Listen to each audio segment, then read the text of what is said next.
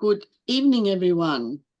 Welcome, everybody, and I hope we have a lovely, quick little trip down history lane. So first of all, I'd like to acknowledge that I am hosting this event from the lands of the Jagera, Yuggera and Yuggera people.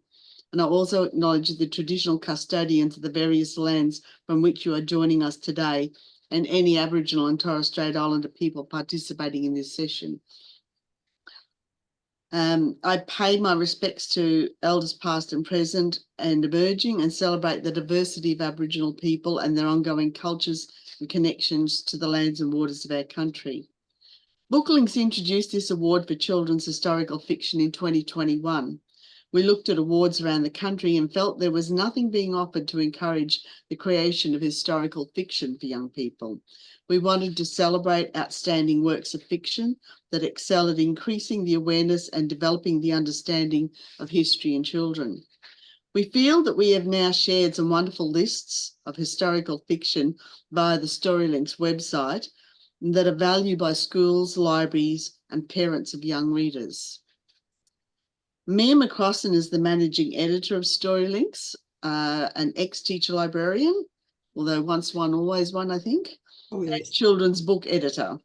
She is a former CBCA Children's Book of the Year judge, an Aurealis judge, and a Queensland Literary Awards judge in previous years, but a current Aurealis judge, I think. Next year. Next year, yeah. And the coordinator of the Booklinks Historical Fiction Award. She founded the Last Tuesday Children's Book Club for adults who love to read and discuss children's books, and she reviews for Magpies, Reading Time, 4MBS, Radio, and of course, StoryLinks.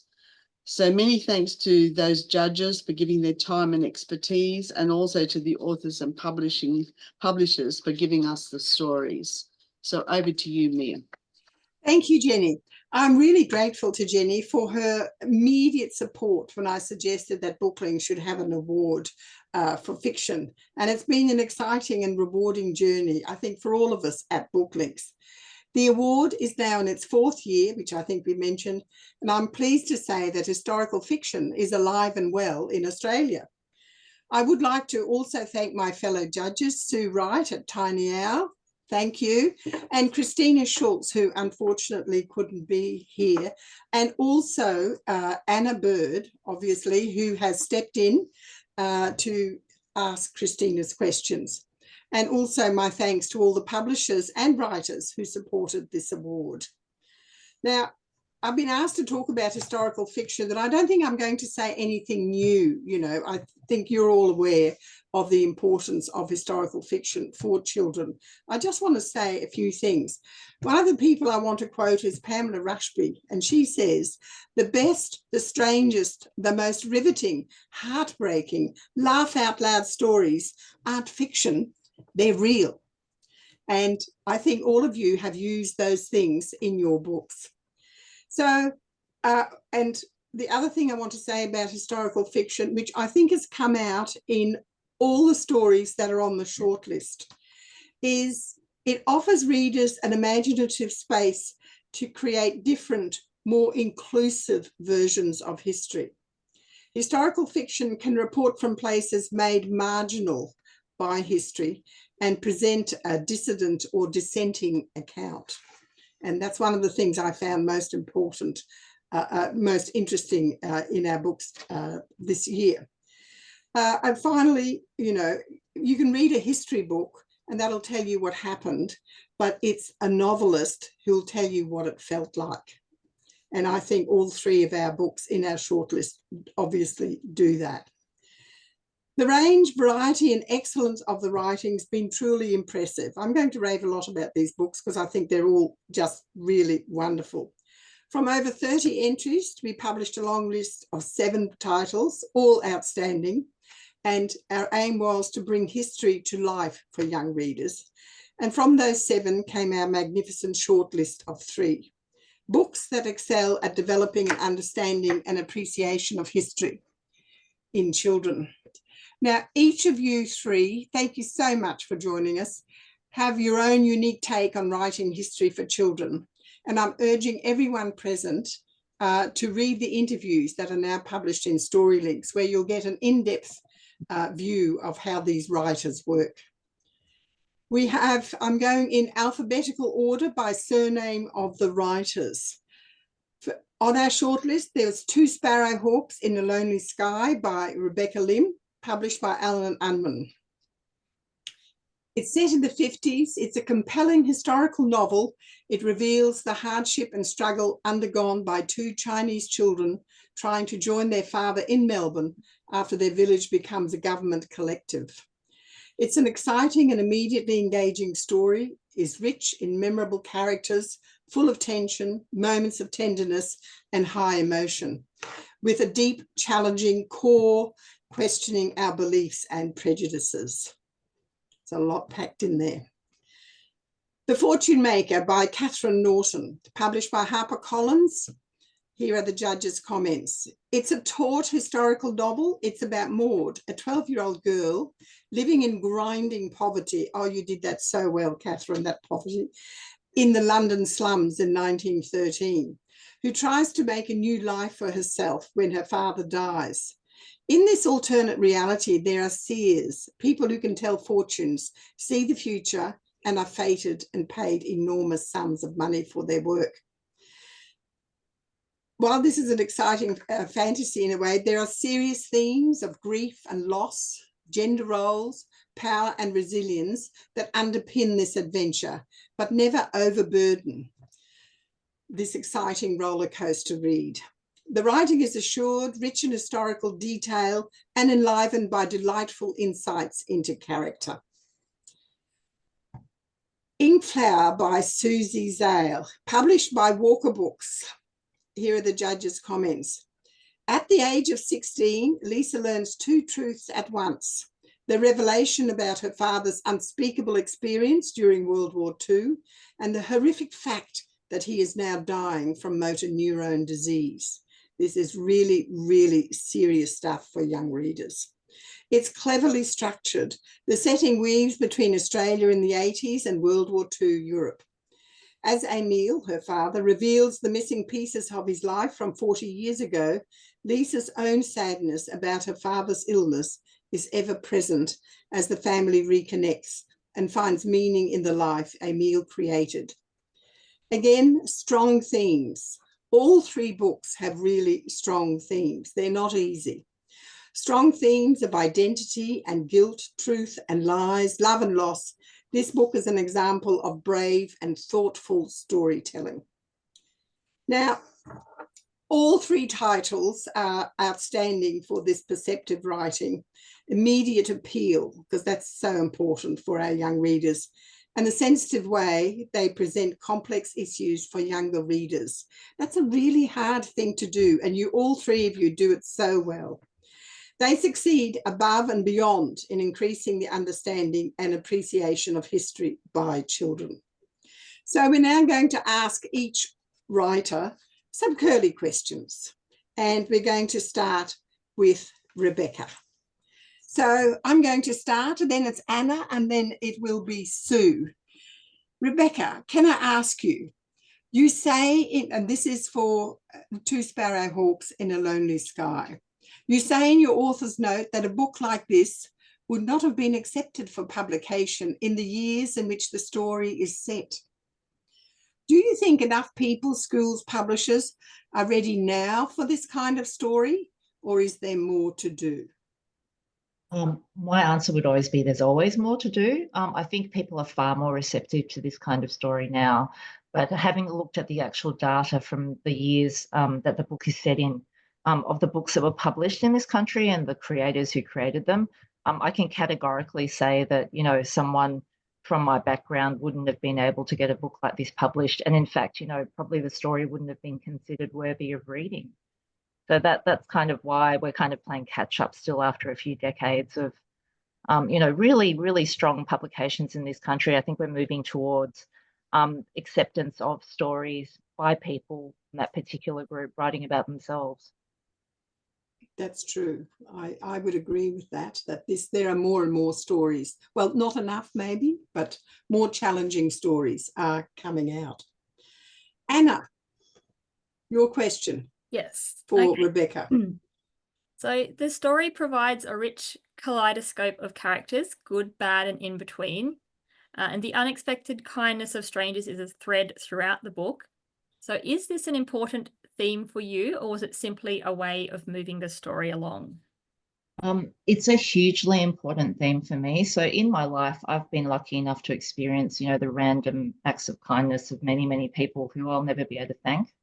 We've had lots of health crises in my family. So we've had a chain of strangers, saving one of our family members in the street and enabling them to get to hospital and not lose any, like ability to think or physical ability. So kindness for me is like a major theme in my life. So in my stories, it's never like a deus ex machina where, kindness is just something that helps, resolve the story or move it along. It's always something that's very central to the theme and the plot.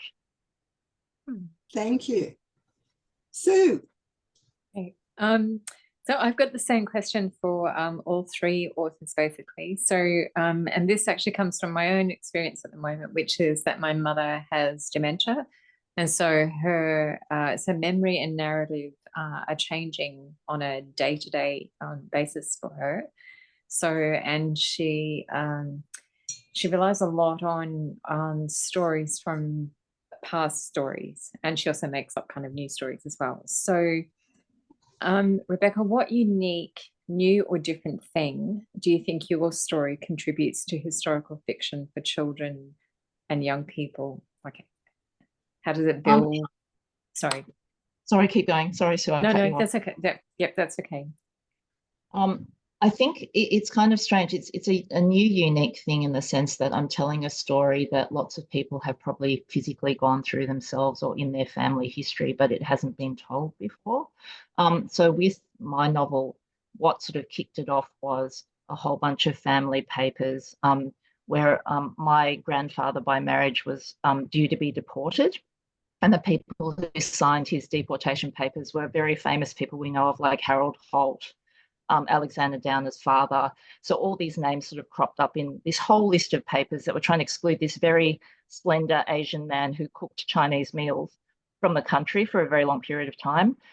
So I think it's not a unique story, but it's not a story that's been told before, I think. So that's what it brings. Thank you. Thank you. Now, number 2, Catherine Norton. Catherine, I love all the characters in your book, but you've got 3 interesting and contrasting characters in this story, The Fortune Maker. There's Maud, who comes up from grinding poverty, but with a special ability. There's Eleanor, who's coming from a life of privilege, wanting to become a chemist. And then there's Caroline, educated working class, who's an idealistic suffragette. Each one could have been the central character, I thought. What made you decide on Maud? Mia. So it was really important to me. I think the novel is a very middle class thing, right? It always has been. And I think it's something that's worth resisting. And it can be difficult because when you work in a tradition, you'll often get drawn towards the kinds of storylines and endings that are traditional especially in children's books.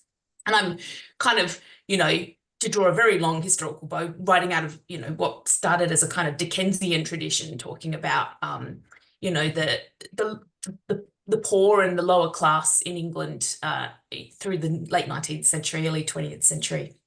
And so, it felt really important to me to make Maud the central character because she comes, as you say, from grinding poverty, and she has to negotiate gender and class and poverty and its whole set of obstacles. And we just don't tell enough stories about people like that still. Like, I don't know, I enjoy a good frock drama, but I am a bit tired of, another story about someone sipping tea in a nice English garden on a sunny afternoon.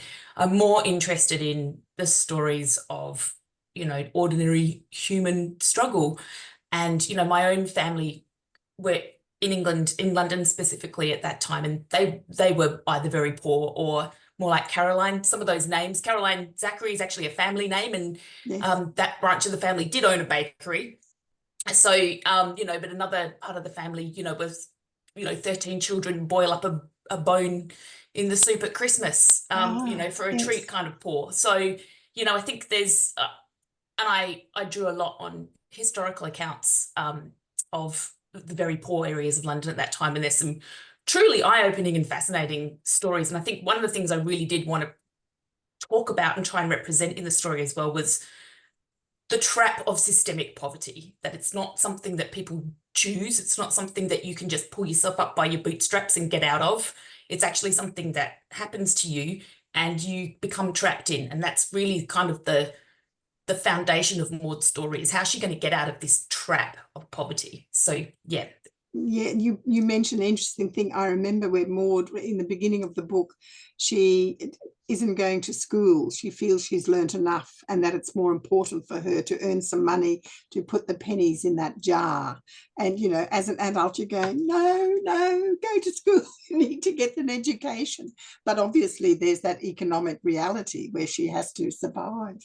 Yeah. That's right. And people still face that, don't they? And I've been really fortunate in the trajectory that my life has taken and my family's life has taken. But, I think that we can't forget that these aren't old stories either. These are things that people still experience today. Yes. And we need to think really carefully about how we think about how people end up in these situations.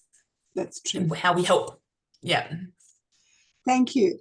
Anna, do you have a question? I do, and I feel like it's actually squeezing about 4 questions into one, but here we go. This book has such a strong sense of time and place. You clearly did a lot of research as the story is rich with details. Did a house really sink into the ground in the Silvertown slums? Is there a tunnel under the Thames full of psychics?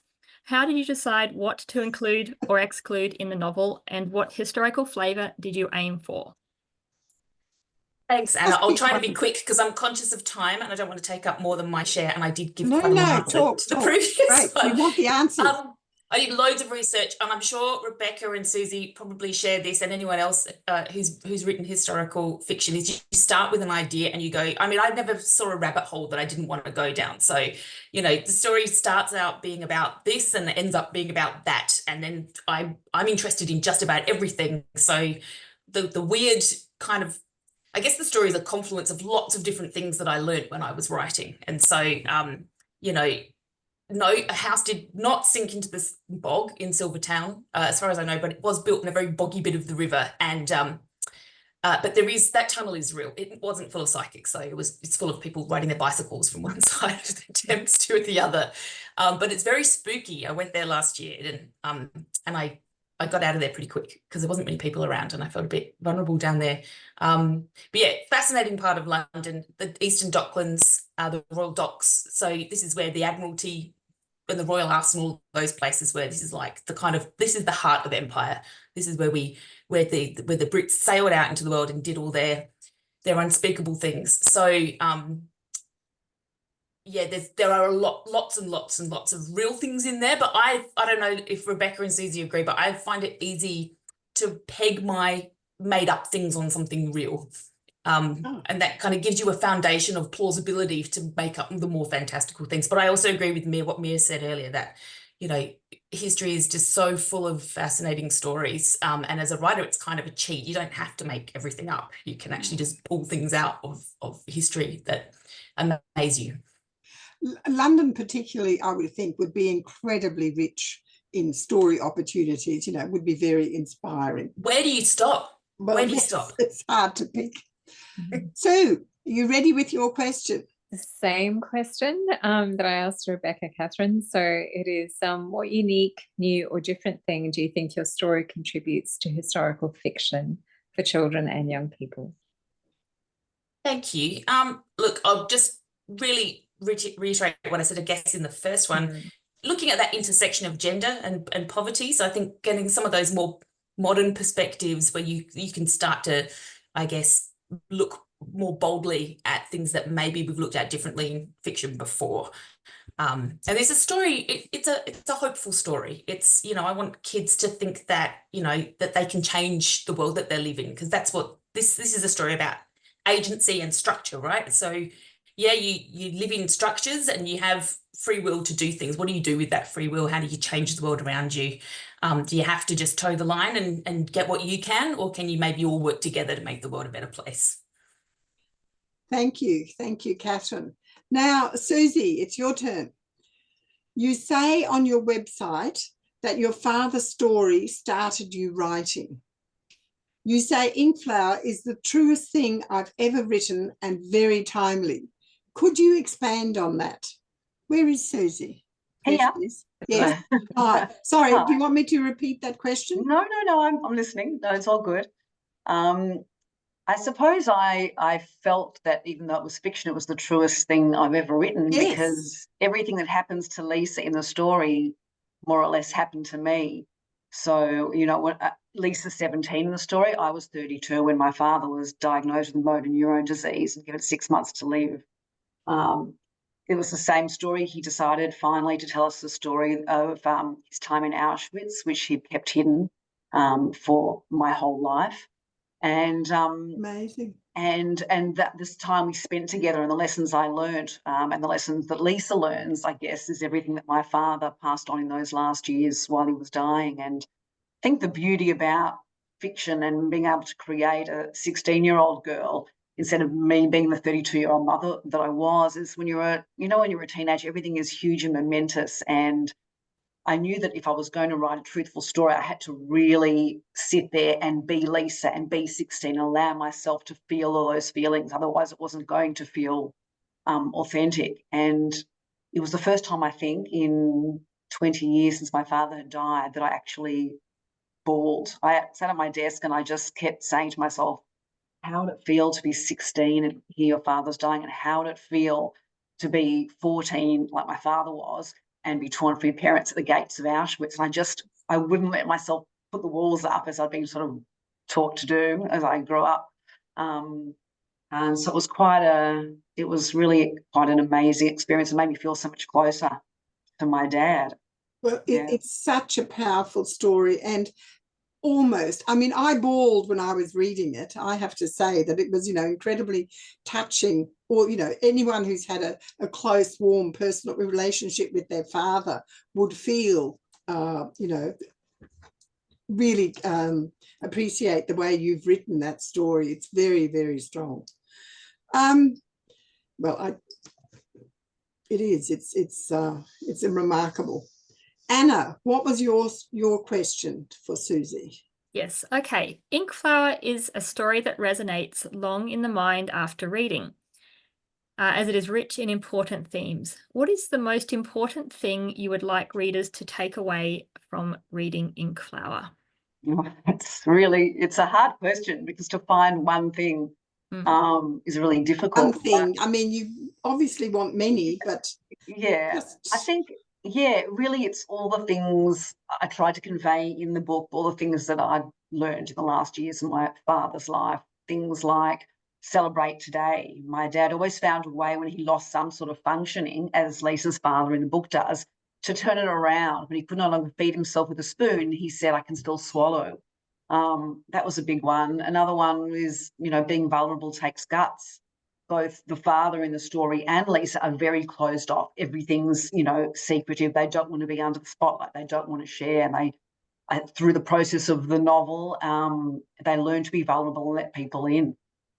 I guess in relation to the Holocaust story, things, a lesson like small acts of kindness can be hugely powerful, because my dad was time and time again saved by the kindness of strangers. And as that story plays out, I think, and I hope kids will understand that, it's very easy to say, what can I do? I'm only one person. But imagine if millions of one person did one thing, And so that's an important lesson, is to take action.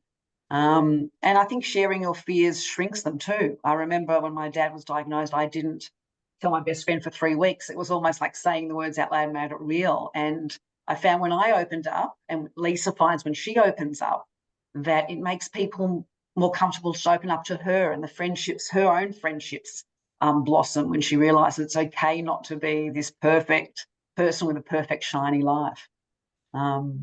So yeah, all the lessons, I hope I've threaded them through the novel in a way that's hopeful. It's a hard book to read, but I hope it's also hopeful and inspires action. Thank you. That's a lovely answer. Now, do you know Sue's question, or is Sue going to read it out again? Do you want to read it out again? I'm going to read it out again. So probably just preface it with a comment. So one of the key things for me for the 3 books, which were just an absolute joy to read. Mia and I have conversations quite a lot about the quality, if you like, of Australian writing. We've both been judges for the Queensland Literary Awards, and people talk about, merit, blah blah. And I must say, it was just a joy to read each and every story, and the thread that pulls them together for me was how expansive the stories are in terms of, what is an Australian story and what is Australian history. And it was a joy to read them all 3 from that perspective as well. So, Suzy, I guess within that, the question to you is the same as for others, which is, what unique thing does your story actually then bring to historical fiction for children and young people? I've never thought about it. It's a great question. I think a lot of Holocaust stories told, but maybe having these alternating stories running alongside each other and having a more contemporary teen almost going through the same issues as her father who's dying, and learning the same lessons in a completely different way, and learning her history and owning her identity. While we're all learning what her story is, we sort of learn it together with her, and we grow with her, hopefully, and we care for her. And I think it's important to be unique, but I think it's also important to tell these stories over and over, because every single story of every survivor and every poverty-stricken girl, and every story is important to tell, because they'll hit each kid differently. And as the kids come through, we keep needing to provide new stories for them that will reach them in contemporary times and write them with that sensibility, and knowing how we can capture them and hopefully teach them something. Wonderful. Thank you. Well, that brings us to the end of the judges asking questions. Is there, Jenny, over to you, if there's anyone in the audience who wants to ask a question? Did anyone? Don't ask me, I can't do technical things. Oh, well, if anybody else wants to ask a question, the best thing is to go to the reactions in the bottom bar, and there's a little raise your hand one, and that makes you jump out in front of me, and I'll know that you've got a question to ask. So anybody out there? Nobody? We have, I think we've covered a lot of ground. Yeah. No one's jumping in to say they have a question, so maybe we'll just roll on with the announcement, Mia. Well, look, it is really, I would love to give everyone an award. I think all 3 books, I totally echo what Sue said. All 3 books are absolutely splendid, but the judges were unanimous in giving the award to Rebecca Lim for 2 Sparrowhawks in a Lonely Sky. We were impressed by many things about your wonderful book, Rebecca, and it's a great adventure story, which is so important, with a deep heart. It raises questions that should have been asked earlier. It challenges the reader to question their own beliefs and opinions, while keeping them engrossed with engaging characters, lots of action, and most importantly, an ever-expanding range of feelings and emotions. Reading 2 Sparrowhawks in a Lonely Sky is a truly enriching and memorable experience. Congratulations on being the winner of the 2024 Booklinks Award for Children's Historical Fiction. Thank you so much. I'm so nervous. I'm just nervous being here that I'm actually shaking. Oh, I'm just extraordinarily grateful. I really am, because it's not a novel with easy themes. I mean, none of our novels are. no. They deal with really complex, issues that adults struggle with. So I'm just really grateful that, it's been recognised that children can cope with that kind of stuff too. They can. They love them. They absolutely can. So, I mean, for me, the fact that I can actually get a book like this published, which is about truth telling, and it's like a critical evaluation of our laws, for example, You know, it really wouldn't have been published back in the 50s because you couldn't criticize immigration restriction policy. So I'm just very grateful, and I'm so grateful to be on this list with Catherine and Suzy as well. So thank you very much. Thank you. Thank you, everyone, the judges and obviously the authors, and for writing those wonderful books. And keep writing, because there will be another award next We year. will. And I just want to say thank you so much for this. I mean, just the coming up with this award and highlighting the work we do. I mean, we love it, obviously. We choose to do it, but it's just really lovely that you've spent the time reading and deliberating and talking about it. So Thank you. thanks. Thank you. Yeah, thank you, the Story Links and Book Links. Thank you for existing, because, you know, historical novels in the past were not considered that sexy or that important, and they're really important because they inform our future and our present. If you don't understand the past, you won't see, you know, patterns and negative things repeating and not be able to change them. So just extraordinarily grateful to all of you and the judges as well. Thank you. And I'd just like to say thank you so much to Mia for, first of all, coming up with the idea of an award. We debated over what type quite a bit, but I think we've made the right decision with historical. Thank you. And, yeah, and yeah, I'm just really proud of what Book Links is doing in this area. So thank you very much for all giving your time to come here tonight.